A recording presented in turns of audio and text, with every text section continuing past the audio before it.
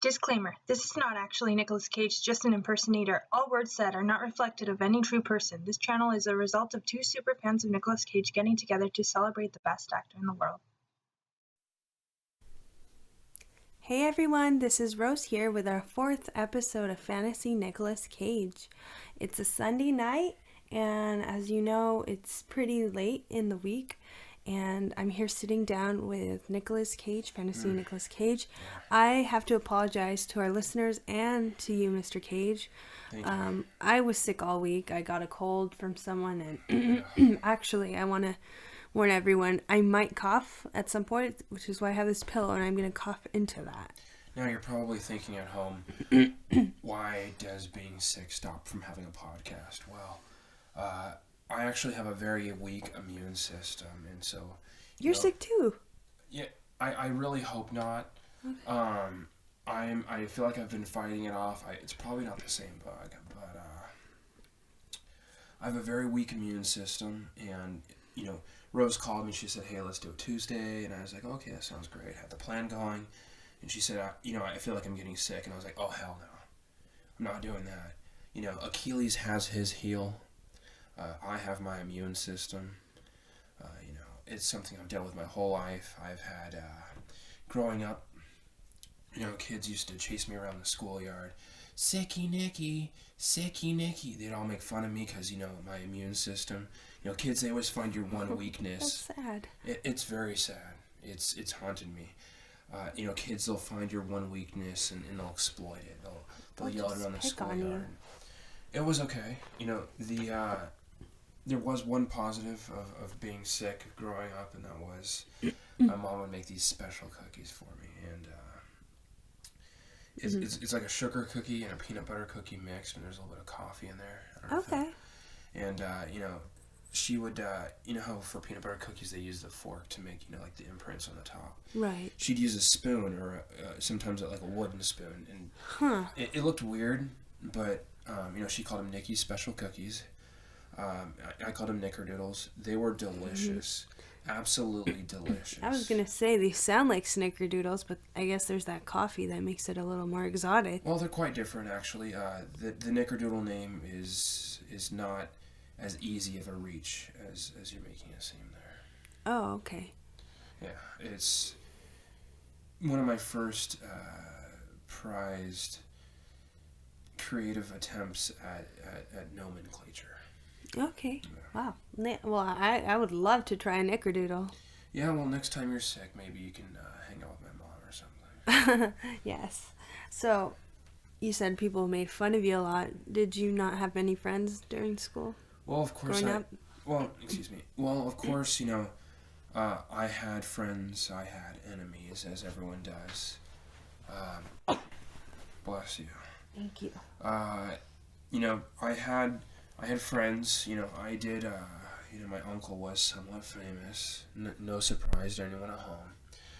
I did come from a strong bloodline. So, of course, people were jealous of that. Some people wanted in. I had friends, I had enemies. And then, as I got older, it's harder to be friends with... it's harder to find friends when you're an actor in Hollywood. Okay. Something that you've probably noticed as a commoner is you see these actors and these actresses, and it's like they're dating other actors and actresses. How come most actors don't date, normal commoner people like you? And the question is, the answer is, you guys don't understand fame. You don't know how it is. And so, I'll have friends, like, I am friends with, the band Guns N' Roses, as you know. Right. People, it doesn't have to be the same kind of fame, is what I'm trying to get to. It can be fame in any kind of way. Dr. Oz, for example. Okay, I understand. I guess, as an actor, you work with actors and you're more likely to get to know each other and possibly start dating. Sure, I'll allow it. Yeah. So that's cool. You came from a school where you already knew that people liked you and they were jealous of you. Well, so you were pretty popular back then too. Yeah, no one ever, came out and said, "Hey, Nick, we're jealous of you." Right, but you sense it. But their body language was yelling it at the top of their lung, or its lungs, or however. Oh, okay. Did you enjoy school? Yeah, for the most part. Grade school is okay. A lot of that is just redundant literature.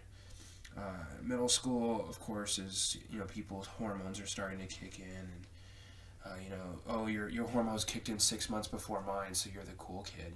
Good for you.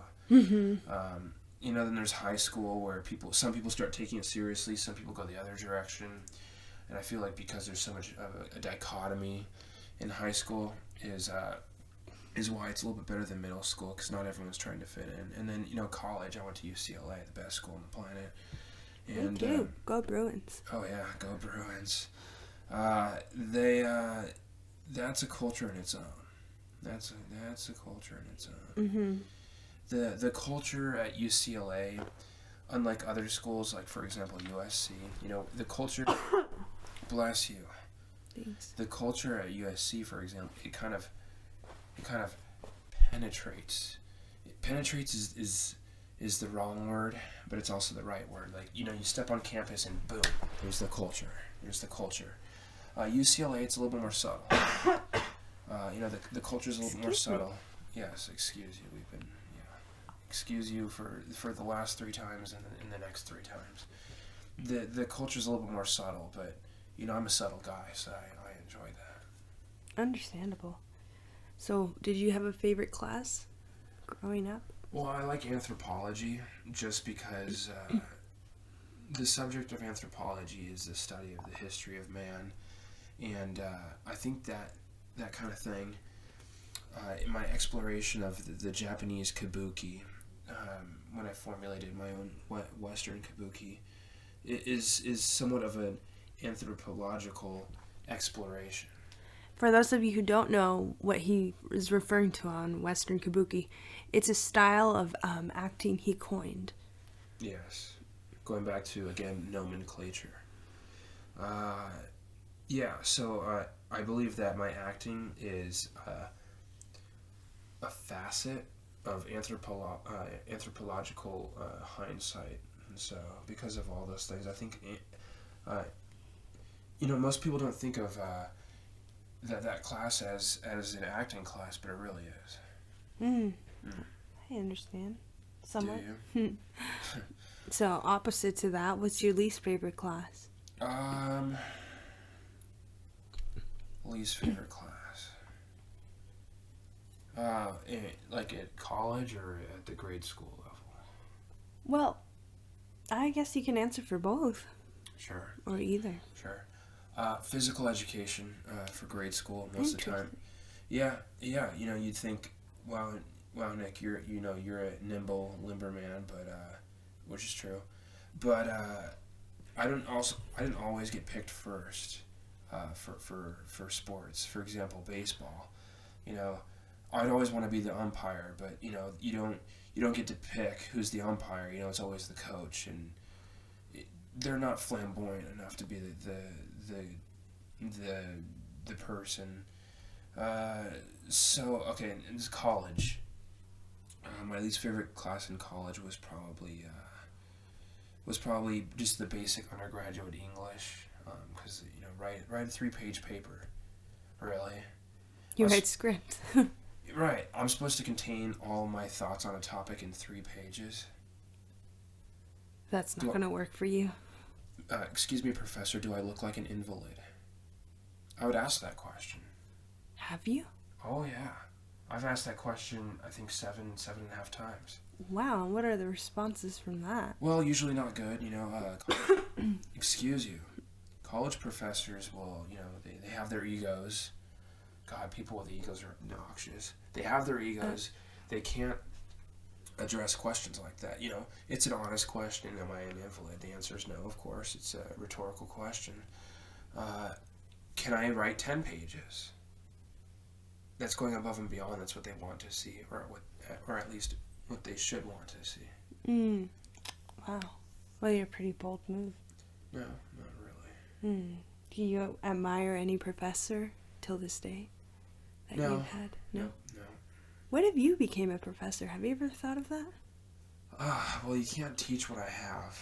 It's a natural born talent. The raw talent. Right. And the thing about education is being able to notice the difference between someone not knowing a certain topic and knowing a certain topic, and the pathway in between, and being able to help the student along to that pathway.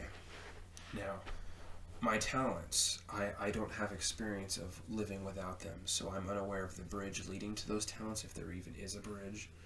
So therefore, I'm unable to teach people that. Wow. So you truly have a gift that cannot be shared Well, yeah, or duplicated. That's what the Academy Award means, yeah. Okay, cool. So I guess that rules out a bunch of questions I was going to ask you if you were a professor. But, No. I'm not a professor. Right. I mean, I've played one, probably. If you'd like to be, if you would see yourself as a professor. No, I don't. Okay. So I guess we're going to move on right now. Okay. We're going to move on to scenarios. So for those of you who don't remember, they're what would Nick do scenarios. I come up with a scenario, he answers it. What would Nick do? Didn't get in trouble last week, but right. I'm still worried about this subject, this idea. Yeah, you never know what I could ask. Right. Right. Okay, so keeping it short and sweet, we're going to do 2. Okay, so ready for the first one? Yeah. All right, here we go. So you're walking down the street. Okay. And then something on the floor catches your eye. You walk closer, and it's a voodoo doll. What do you do? Oh, I stay the hell away from that thing. Really? Oh, yeah. There is... Now, I love the city of New Orleans, and there's a common slogan down there, and that's, stay away from the voodoo. Okay. Now, you've lived in Los Angeles your whole life? Pretty much. You don't understand. The voodoo is very prevalent in the South. It's a scary thing. If I see a voodoo doll on the ground, not only do I circle around it, but I'm going to go 2-3 blocks around the voodoo doll. When I saw a voodoo doll, I think it was a few summers back, and it was in one of the suburbs. I forgot where it was in Louisiana. I actually called the police department, and they laughed at me, but they weren't laughing later when there was a robbery a few blocks away. Oh, wow. Yeah. Yeah, I heard that you believe in a sort of energy in certain things. Like, I remember you were on set, and you had the house, you felt that it was tainted with some spirits. I had it exorcised. Right.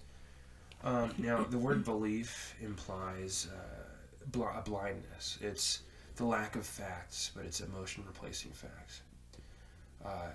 I know that house needed to be exorcised. Don't ask me how, I just knew. Yeah, I didn't believe it needed to be exorcised. I knew it did. And, everyone can tell you that the set was a lot more peaceful after it was. Wow. Yeah. Okay. All right. So second question. Okay. You are visited by a genie, and he grants you 3 wishes. What do you wish for? And you cannot say more wishes or another genie. Well, you took away my first 2 questions right there at the end. My first question is probably going to be to live forever. I don't think I need to explain that one for anyone, and if you need me to explain it, I guess I could just add this other thing of I wouldn't age. I live forever but not age. It's not like a slow descent into a 1,000-year-old skeleton that moves around. Okay. Because then I would need to be exercised. The second wish would be. You mean the third? What was my first one? To live forever. What was my second one? To never age. No, that was part of the first one. Oh, okay. Okay, I get you. To be immortal means both of those things. Oh, okay. Got it. The second thing I think would be to have every comic book ever written. You are a big fan of comics. Oh, you don't even know the half of it. If I didn't have to worry about my fandom going into comic stores, I'd be there all the time. And I think my third wish would be that, this one's going to seem a little, all the people at home are going to go, Okay. that my bloodline my lifeline for thousands of years to come is blessed with good luck. Oh. Yeah. Okay. Right. Those Cal Weston and Company. Good wishes. Oh, very good. I've thought about that a few times. Oh, wow. With that scenario?